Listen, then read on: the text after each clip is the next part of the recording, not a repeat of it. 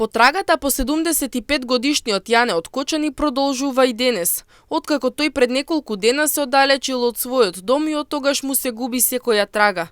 Според информациите од Министерството за внатрешни работи, на 1 јуни 2026 година во 15 часот во полициската станица Кочани, АП 29 годишникот Кочани пријавил дека на 31 мај околу 7 часот и 30 минути од домот се оддалечил ЈД 75 годишникот Кочани, братучет на неговата баба, лице со здравствени проблеми. Од Министерството за внатрешни работи информираат дека се преземаат мерки за пронаоѓање на лицето.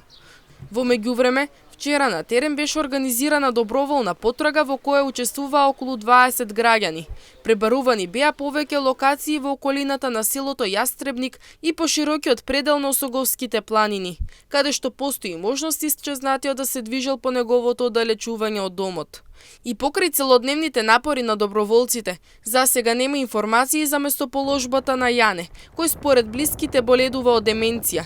Поради сложениот планински терен и сериозноста на ситуацијата, потрагата ќе продолжи и денес. Хуманите граѓани упатија апел до граѓаните да се приклучат во што поголем број.